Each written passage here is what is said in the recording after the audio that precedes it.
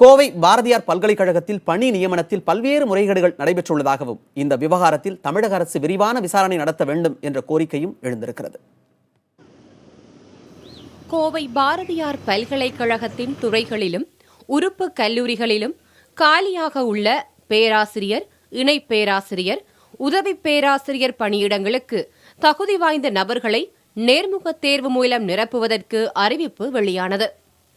ஆனால் அறிவிப்புக்கு மாறாக அறிவிக்காமலேயே விண்ணப்பங்களை பெறுவது முன்கூட்டியே நிறுத்தப்பட்டதாக பாதிக்கப்பட்டவர்கள் புகார் அளித்தனர்.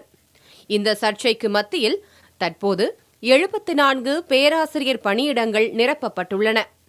இதற்கான நேர்காணலில் பங்கேற்றவர்களிடம் 35 லட்சம் ரூபாய்க்கு மேல் லஞ்சமாக கேட்டதாக அதிர்ச்சியூட்டும் புகார் கூறப்படுகிறது. 35 லட்ச ரூபா நீங்கள் பணம் கட்டினீங்கன்னா உங்களுக்கு போஸ்டிங் கன்ஃபார்மு இல்லை அப்படிங்கிற சூழ்நிலையில் அதை நான் found candidate is not found and suitable அப்படின்னு சொல்லி எழுதிடுவாங்க. அப்படி எழுதிட்டாங்கன்னா அதை வேறு அதர் கம்யூனிட்டிக்கு அதே எஸ்சி ஜென்ரலுக்கோ வேறு யாருக்கோ கொடுத்துருவாங்க போஸ்டிங்கு. அப்புறம் உங்களுக்கு ஏன்னா நீங்கள் போட்டுமே உங்களுக்கு புரோஜனம் இல்லாத போயிடும். அதனால் நீங்கள் என்ன வேணால் பாருங்கள் அப்படின்னாங்க. இன்டர்வியூ முடிச்சுட்டு வாங்க எல்லாம் பண்ணிக்கலாம் அப்படின்னாங்க.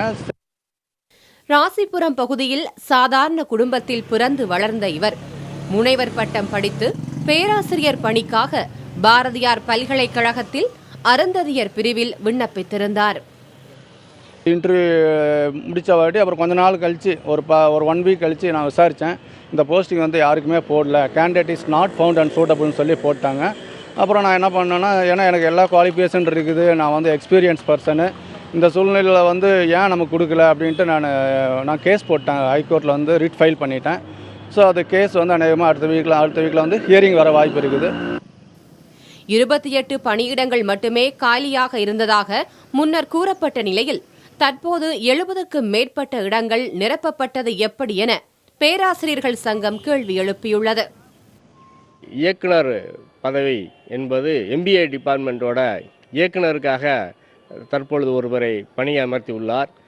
அதற்கு UGCயோட நெறிமுறைகள் பின்பற்றப்படுவதாக அறிவிப்பில் வெளிவந்துள்ளது.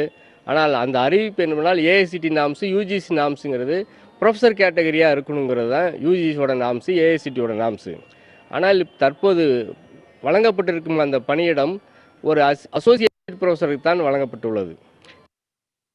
இதுகுறித்து விரைவில் விசாரணை நடத்தி நிரப்பப்பட்ட பணியிடங்களை செல்லாது என அறிவிக்க வேண்டும் என ஆளுநர் மற்றும் தமிழக அரசிடம் பாதிக்கப்பட்டவர்கள் புகார் அளித்துள்ளனர். பாரதியார் பல்கலைக்கழகத்தில் பணி நியமனத்தில் பல்வேறு முறைகேடுகள் எழுந்துள்ளதாக புகார்கள் வந்த நிலையில் இது குறித்து பாரதியார் பல்கலைக்கழக துணைவேந்தர் கணபதியிடம் கேட்டபோது இந்த முறைகேடுகள் தொடர்பாக வந்த புகார்கள் அனைத்தும் உண்மையில்லை எனவும், இருப்பினும் இது தொடர்பாக விசாரணை நடத்தப்படும் என அவர் தெரிவித்துள்ளார். புதிய தலைமுறைக்காக கோவையிலிருந்து ஒளிப்பதிவாளர் தீபனுடன் சுஜாதா.